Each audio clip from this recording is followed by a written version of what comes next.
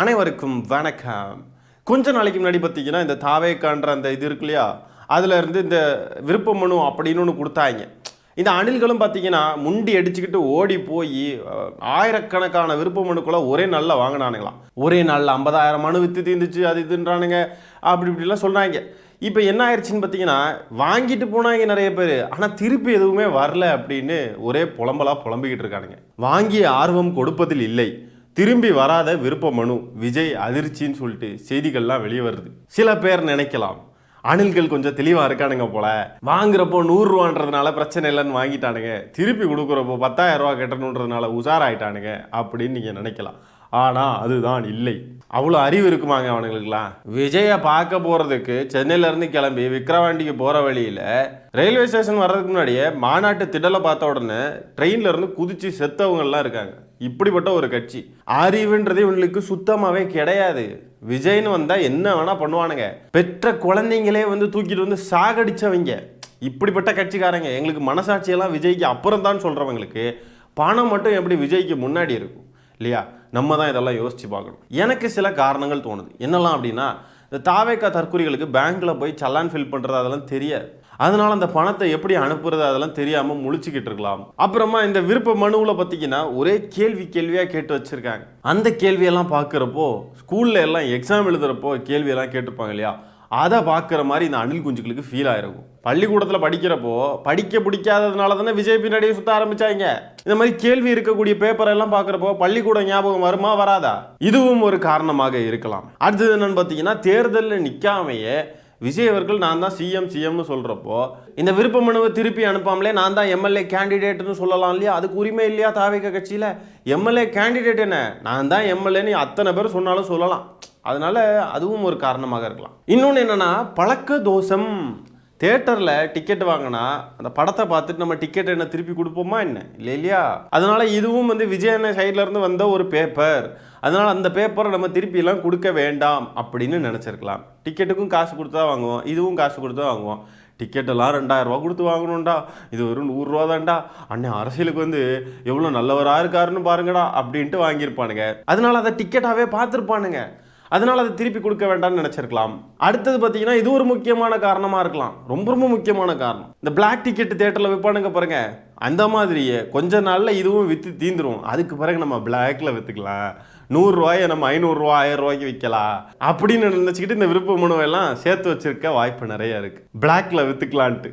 இதை தாண்டி வேற என்ன காரணங்கள்லாம் இருக்கலாம்? இந்த தாவேக்காக விருப்ப மனுவெல்லாம் இந்த ரசிகர்கள் கிட்ட இருந்து திருப்பி போகலான்றதுக்கு வேற என்ன காரணங்கள்லாம் இருக்கலாம்னு நீங்க நினைக்கிறீங்கன்றத கமெண்ட்ஸ்ல பதிவு பண்ணுங்க. அடுத்த காணொலியை பாருங்க, பாஜகவை பார்த்த மாதிரியே இருக்கும் இவனுங்களை பார்க்க. பாருங்களேன்.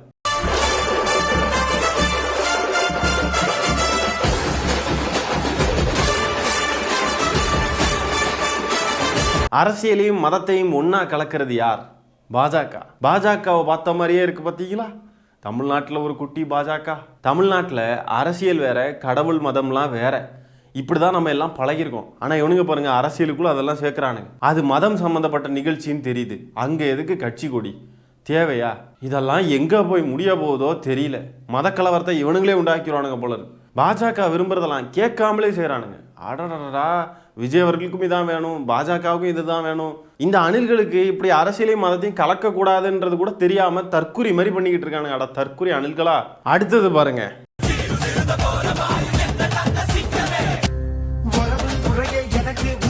எவன் தலையிலையும் ஹெல்மெட்ன்றது இல்லை, வண்டியில் நம்பர் பிளேட்டுன்றது இல்லை, பின்னாடி வரக்கூடிய ஒரு நம்பர் பிளேட்டில் நம்பராக ஸ்டிக்கரை பிடிச்சி ஒட்டி வச்சிருக்கான். சட்டத்தை மீறுவதில் தாவேக்காரர்கள் கில்லாடிகள். எங்கள் தமிழ்நாட்டில் இப்படி கூட இருக்கிறதுக்கு எங்களுக்கு உரிமை இல்லையா?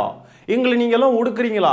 இப்படியெல்லாம் சட்டம் இயற்றி வச்சிருக்கீங்க அப்படின்ட்டு சொன்னாலும் சொல்லுவானுங்க இவனுங்க. ஃபைன் போட்டாக்க காவல்துறை எங்களை ஒடுக்குது அப்படின்னு ஒப்பாரி வச்சு அழுவானுங்க. ஏன்னா இவங்க தலைவர் அதை தானே சொல்லி கொடுத்துருக்காரு.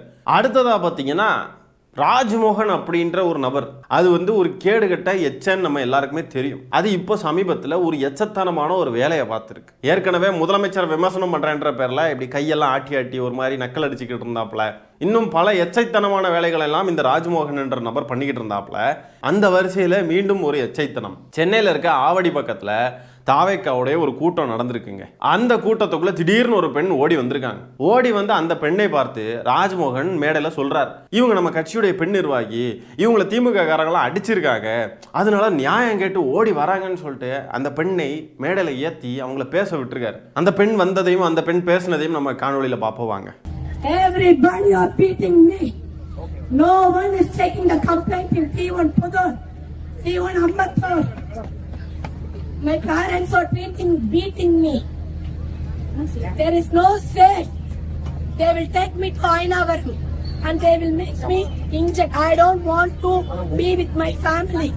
இந்த பெண் பேசிக்கிட்டு இருக்கிறப்ப பார்த்தீங்கன்னா கொஞ்ச நேரத்தில் இந்த மைக்கோடைய கனெக்ஷனை ஆஃப் பண்ணி விட்டானுங்க. அதுக்கப்புறம் காவல்துறையினர் வந்து அந்த பெண்ணை வந்து கூட்டிட்டு போயிட்டாங்க. அந்த பெண் வந்து தெளிவாக சொல்றாங்க, என்னுடைய குடும்பத்தினர் என்னை தாக்குறாங்க அப்படின்ட்டு. இப்போ இதில் முக்கியமான விஷயமே என்ன அப்படின்னு பார்த்தீங்கன்னா, அந்த பெண் வந்து மனநலம் பாதிக்கப்பட்டவங்களாம். அவங்க கொஞ்சம் மனநலம் பாதிக்கப்பட்டிருக்காங்கன்னு அந்த பெண்ணுடைய உறவினர்களே சொல்லியிருக்காங்க.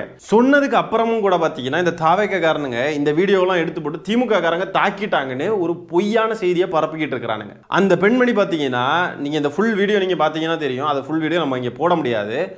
இந்த பெண்மணி வந்துட்டு தாலியை இப்படியெல்லாம் வந்து தூக்கி காட்டுறாங்க. அவங்க குடும்பத்தில் இருக்கக்கூடிய பிரச்சனையை அவங்க வந்து மேடையில் வந்து சொல்கிறாங்க. ஆனால் ராஜ்மோகன்ற இந்த எச்ச பிறவி என்ன பண்ணுறான்னு பார்த்தீங்கன்னா, இது வந்து திமுக காரங்க அடித்ததுனால இந்த பெண் ஓடி வராங்கன்னு சொல்லிட்டு அவ்வளோ கேவலமான கேடுகட்டத்தனமான ஒரு செயலை வந்து ராஜ்மோகன் செஞ்சுருக்கான். அது மட்டும் இல்லாமல் இன்னும் இந்த பெண் பேசுனாங்கன்னா நமக்கு கேவலம்னு சொல்லிட்டு மைக்கை ஆஃப் பண்ணி விட்டுருக்கானுங்க. எவ்வளோ கேவலமான இழிபிறவைகள்னு பார்த்துக்கோங்க இவனுங்க. இது நம்ம கட்சிக்கு சம்மந்தப்பட்ட விஷயம் இல்லைன்னு தெரிஞ்ச உடனே மைக் ஆஃப் பண்ணுறான். எவ்வளோ தெனாவட்டு இருக்கணும் இவனுங்களுக்கு. ஒரு நோயாளின்னு கூட பார்க்காம, அவங்களுடைய வலியை கொஞ்சம் கூட உணராம, தன்னுடைய அரசியல் சுயலாபத்திற்காக இப்படி ஒரு பாதிக்கப்பட்ட பெண்மணியை இவங்க பயன்படுத்துவது தான் இவங்களுடைய நாகரிக அரசியல், டீசன்ட் பாலிடிக்ஸ். அடடடா சூப்பர்ரா. பிறப்பக்கும் எல்லா உயிர்க்கும். என்ன மயிர் கிடையாது எழுதி வச்சிருக்கீங்க. கேடு கட்டத்தனமா அரசியல் பண்றதுக்கு சாக்கடை தூக்கி திங்கன்னா கூட தின்றுவானுங்க போல இருக்கு. அரசியலை விட மனிதாபிமானம் தாண்டா முக்கியம். எதுல எல்லாம் அரசியல் பண்ணணும்னு ஒரு விவசாயம் இல்லையா அவங்களுக்குலாம்? அவங்க மனநலம் பாதிக்கப்பட்டவங்கன்னு சொல்லி தெரிஞ்சதுக்கு அப்புறமும் அவங்கள அரசியலுக்கு யூஸ் பண்றானுங்கன்னு சொன்னா எவ்வளவு கேடு கட்டவனுங்களா இருப்பானுங்க இவனுங்க. அவங்க மனநலம் பாதிக்கப்பட்டிருக்காங்க, அதனால ஓடி வந்தாங்க, இந்த மாதிரி பேசுனாங்க ஏதோ, அதுக்கப்புறம் கூப்பிட்டு போயிட்டாங்க. அவங்க விரைவில் குணமாகும். ஆனா இந்த தாவேக்கா தவிட்டு தற்கொலைகள் எல்லாம் மன நோயாளிகளாகவே வாழ்ந்துகிட்டு இருக்கானுங்க. இதையெல்லாம் வச்சு கேடுகட்டத்தனமா ஒரு அரசியல் பண்றதுக்கு நினைக்கிறவனுங்க மனநோயாளி இல்லாம பின்ன வேற என்ன? பெத்த குழந்தைங்களை விஜய பார்க்கணும்னு சொல்லி தூக்கிட்டு போய் வெயில நிக்க விட்டு சாகடிக்கிறதுங்க மனநோயாளி இல்லாம பின்ன வேற என்ன? இன்னும் லிஸ்ட் வந்து பெருசா போய்கிட்டே இருக்கும் இவனுங்க எப்படிப்பட்ட மனநோயாளிகள்னு சொல்றதுக்கு. நாளுக்கு நாள் இவனுங்களுடைய அராஜகம் கூடிக்கிட்டே போகுதுங்க. இப்படி ஒரு பொழப்பு பொழைக்கணுமாடா தாவேக்கா காரணங்களா? லூஸ் மோகன் இப்படி ஒரு பொழப்பு பொழைக்கணுமா? அடுத்ததா ஒரு தகவல் கிடைச்சிருக்கு. இன்னும் கன்ஃபார்ம் ஆகாத ஒரு தகவல் தான் கிடைச்சிருக்கு. ஏன்னா இந்த கட்சியில இருந்து தகவல் மட்டும் தானே வரும். ஷுவரா கன்ஃபார்மாலாம் தெரியணும்னா அதுக்குள்ள நம்ம ரொம்ப வெயிட் பண்ணணும். அப்படிப்பட்ட ஒரு கட்சி இது. என்ன தகவல்னு பார்த்தீங்கன்னா, விஜய் அவர்கள் அடுத்ததாக வேலூர்ல மக்களை எல்லாம் சந்திக்க போறாராம். என்னைக்கு வராப்புலன்னு பார்த்தீங்கன்னா 23ஆம் தேதி பிப்ரவரி அன்னைக்கு. சரிங்களா? டைம் தான் இங்கே ஹைலைட்டு. பெர்மிஷன் எப்போ தெரியுமா கேட்க போறாங்களா? மதியம் 12லேருந்து 1 மணி வரைக்கும் உச்சி வெயில்ல. விஜய் அவர்கள் ஜோசியக்காரனையெல்லாம் கூட கூட்டிகிட்டே திரிகிறாராமே. ஏதோ பண்டிட்டா என்னமோ அவருடைய பேர். அந்த நபர் சொல்கிற டைமிங் டேட்டு இதெல்லாம் வச்சு தான் இவங்க வந்து இப்படிலாம் பண்ணிக்கிட்டு இருக்காங்க. மதியம் 1லேருந்து 3 மணி வரைக்கும் பெர்மிஷன் கேட்கணும் சேலத்தில் கேட்டு ஒருத்தரை கொண்டு விட்டாங்க. இப்படி அந்த நபர் சொல்கிறது தான் கேட்குறாங்க. கரூர் இன்சிடென்ட் நடந்ததுக்கு அப்புறமா 2 மாதம் நீங்கள் வெளியில் வரவே கூடாது, வந்தீங்கன்னா அப்படி யார் இப்படி யாருன்னு ஏதோ சொல்லியிருப்பார் போல். அதனால தான் வந்து இவர் வெளியே வரவே இல்லை போல். அதுமாதிரி அந்த மக்களை நீங்கள் கரூரில் போய் பார்க்காதீங்க, அவங்கள இங்கே வர வைங்கன்னு சொல்லிட்டு எல்லாம் ஜோசியக்காரருடைய வேலையாக தான் இருக்குது போல இருக்குது. அதே மாதிரி தான் இப்போ வேலூருக்கு போகிறாருன்னு 23ஆம் தேதி தகவல் வந்திருக்கு பார்த்தீங்களா? அந்த 12லேருந்து 1ன்றதும் பார்த்தீங்கன்னா ஜோசியக்காரன் சொன்ன டைமிங்காக இருக்க நிறைய வாய்ப்பு இருக்குது. ஏன்னா இந்த ஸ்க்ரீன்ஷாட்டை பாருங்கள். அந்த 23ஆம் தேதி ஏதோ நல்ல நேரமா நல்ல காலம் போல். அது இந்த அபிஜித் முகூர்த்துன்னு ஏதோ இருக்குது. அது என்னன்னு தெரியல, புரியல. 12லேருந்து 12:57 வரைக்கும் நல்ல நேரம் போல். இவங்களுடைய கொள்கை தலைவர் தந்தை பெரியார் அவர்கள். சூப்பர்ரா. ஜோசியக்காரன் சொல்கிற நேரத்தை கேட்டு மக்களை எல்லாம் சாகடிக்க போகிறீங்க. அதுவும் கரெக்டாக உச்சி வெயிலில் 12லேருந்து 1. இவர் ஆட்சிக்கு வேற வந்து உட்காரணுமா? ஆட்சிக்கெல்லாம் வந்து உட்கார்ந்தாருன்னு சொன்னால் ஜோசியக்காரன் சொல்கிறத கேட்டு தான் ஒன்று பண்ணுவாங்க. பாஜக அங்கே நேரங்காலம் இல்லாமல் நம்மளை வந்து அடிக்கிறதுக்கு பாஞ்சிக்கிட்டு வருவானுங்க. டக்குன்னு ரியாக்ட் பண்ணணும். அந்த நேரத்தில் வந்து ஜோசியக்காரனுக்கு ஃபோன் பண்ணிக்கிட்டு இருப்பாப்புல, என்ன பண்ணுறது சொல்லுங்க, ஏதாவது நல்ல நேரம் சொல்லுங்க, அந்த நேரத்தில் நம்ம இதை செய்யணும், புரியுதுங்களா அப்படின்னு சொல்லிட்டு கேட்டுக்கிட்டு இருப்பாப்புல. என்னடா கட்சி இது? ஜோசியக்கார வெற்றி கழகமாக இருக்குது. ஜோசியம் பார்க்குற வெற்றி கழகம்னு வச்சிருங்கடா பேர. தகவல் வெற்றி கழகம், ஜோசியம் பார்க்குற வெற்றி கழகம், தற்குறிகள் வெற்றி கழகம், எவ்வளோ பேர். எப்பா எப்பா எப்பா எப்பா. இப்போவே அட்வான்ஸாக நான் சொல்கிறேன், இந்த சனியை வந்து எங்கே வந்தாலும் சரி வேலூருக்கு வர்றதா தகவல் கிடச்சிருக்கு.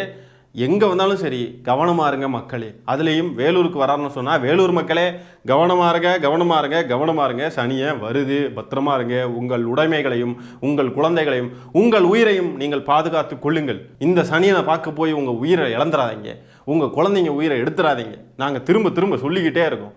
கேட்கறதும் கேட்காதும் உங்கள் விருப்பம். சரி மக்களே, இந்த காணொலியை நான் இத்துடன் நிறைவு செய்து கொள்கிறேன். நன்றி, வணக்கம்.